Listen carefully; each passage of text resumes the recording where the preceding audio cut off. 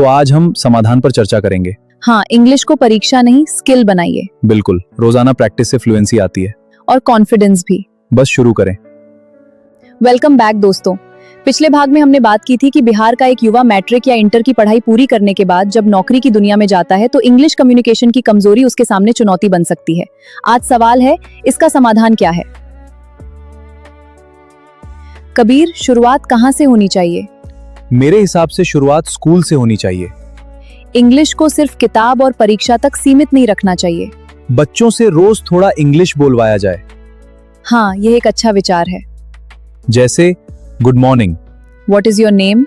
Where do you live, What did you learn today? What is your ambition. ये छोटे छोटे सवाल बच्चे के अंदर कम्युनिकेशन का कॉन्फिडेंस पैदा कर सकते हैं। क्या क्लासरूम में स्पीकिंग एक्टिविटी हो सकती है? क्यों नहीं, हर सप्ताह 5 बच्चों को सामने बुलाइए। कहिए इंट्रोड्यूस योरसेल्फ। एक बच्चा बोलेगा, गलती करेगा, टीचर सुधारेंगे, दूसरा बच्चा बोलेगा। धीरे धीरे पूरा क्लासरूम इंग्लिश से परिचित होने लगेगा। मतलब इंग्लिश को डर की भाषा नहीं, प्रैक्टिस की भाषा बनाना होगा। एग्जैक्टली।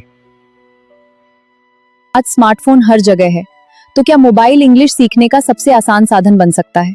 बिल्कुल। बच्चा रोज 20 मिनट इंग्लिश सुन सकता है, इंग्लिश कॉन्वर्सेशन देख सकता है, डिक्शनरी इस्तेमाल कर सकता है,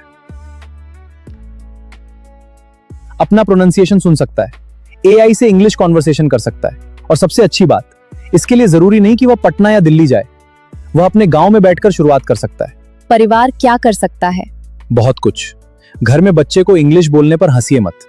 अगर बच्चा गलत बोले तो मजाक मत उड़ाइए, उसे सुधारिए। मान लीजिए बच्चा बोलता है आई एम गो स्कूल, तो उसे डांटने की बजाय समझाइए I am going to school. हाँ बिल्कुल।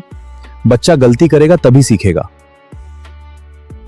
अब सीधे रोजगार की बात। एक मैट्रिक या इंटर पास युवा प्राइवेट जॉब के लिए खुद को कैसे तैयार करे? उसे कम से कम ये चीजें सीखनी चाहिए। अपना परिचय देना, बेसिक इंटरव्यू क्वेश्चंस का जवाब देना। ठीक है। इन स्किल्स को सीखकर वो कॉन्फिडेंटली इंटरव्यू दे पाएगा। सिंपल ईमेल समझना, बेसिक कंप्यूटर टर्मिनोलॉजी समझना, कस्टमर से बेसिक कम्युनिकेशन करना, जॉब एडवर्टाइजमेंट पढ़ना, रेज्यूमे की बेसिक जानकारी समझना और रोजमर्रा के सामान्य इंग्लिश सेंटेंसेस बोलना। यह जरूरी नहीं कि वह शुरुआत से फ्लुएंट हो, पहले फंक्शन।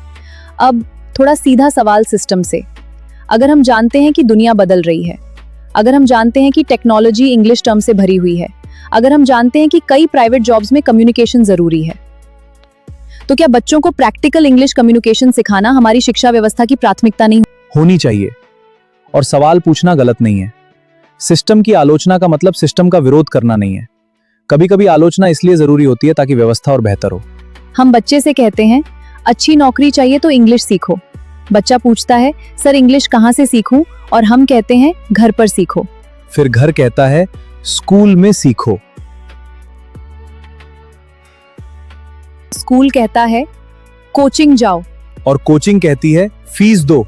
और बच्चा आखिर में मोबाइल लेकर यूट्यूब पर बैठ जाता है। यही तो हमारा सिस्टम वाला चक्कर है। लेकिन यहां हमें ईमानदार भी रहना होगा। सिर्फ सिस्टम को दोष देने से काम नहीं चलेगा। युवा को भी जिम्मेदारी लेनी होगी। आज उसके हाथ में स्मार्टफोन है, इंटरनेट है, यूट्यूब है, एआई है, ऑनलाइन रिसोर्सेज हैं। अगर वह रोज सिर्फ एंटरटेनमेंट के लिए 2 घंटे दे सकता है तो इंग्लिश सीखने के लिए 20 मिनट क्यों नहीं? बहुत सही। यानी जिम्मेदारी दोनों की है, व्यवस्था की भी और विद्यार्थी की भी। अगर आपको बिहार के युवाओं के लिए एक फॉर्मूला देना हो तो मैं कहूंगा education plus skill, English and computer, confident, a better opportunity है। और इसमें इंग्लिश अकेली सबसे बड़ी चीज नहीं है, लेकिन यह एक ऐसी स्किल है जो बाकी स्किल्स को दुनिया के सामने रखने में मदद कर सकती है। तो आज के इस पूरे पॉडकास्ट से हम क्या संदेश देना चाहते हैं? संदेश बहुत सरल है। बिहार का बच्चा किसी से कम नहीं है। उसकी बुद्धि कम नहीं है, उसकी मेहनत कम नहीं है, उसकी प्रतिभा कम नहीं है। बिल्कुल। कमी अगर कहीं है तो उसे स्किल गैप समझकर दूर करने की जरूरत है। इंग्लिश उसी स्किल गैप का एक हिस्सा है। और हमें बच्चों से यह नहीं कहना चाहिए तुम्हारी इंग्लिश खराब है। हमें कहना चाहिए तुम्हारी इंग्लिश अभी कमजोर है, लेकिन तुम इसे बेहतर कर सकते हो। क्योंकि भाषा सीखी जाती है। जन्म से कोई इंग्लिश स्पीकर नहीं होता, प्रैक्टिस से भाषा मजबूत होती है। कबीर, एक आखिरी सवाल। अगर बिहार का कोई बच्चा अभी ये पॉडकास्ट सुन रहा है और उसकी इंग्लिश बहुत कमजोर है, तो उससे क्या कहोगे? मैं कहूंगा डरो मत, आज से शुरुआत करो। एक शब्द सीखो, एक सेंटेंस बोलो, एक पैराग्राफ पढ़ो, एक इंग्लिश वीडियो सुनो, कल उससे थोड़ा ज्यादा करो। 1 साल बाद पीछे मुड़कर देखोगे तो खुद को बदला हुआ पाओगे। और अगर कोई कहे मेरी उम्र निकल गई, तो उससे कहो लैंग्वेज सीखने की कोई उम्र नहीं होती। और अगर कोई कहे मैं गांव से हूं, तो कहो आज इंटरनेट गांव और दुनिया के बीच की दूरी कम कर चुका है। अगर कोई कहे मेरे पास पैसे नहीं है, तो कहो शुरुआत करने के लिए हमेशा महंगे संस्थान की जरूरत नहीं होती, जरूरत होती है निरंतर अभ्यास की। और अगर कोई कहे मैं इंग्लिश बोलते हुए गलती करता हूं, तो उससे कहो गलती मत छिपाओ, गलती को अपना शिक्षक बनाओ। बहुत खूबसूरत।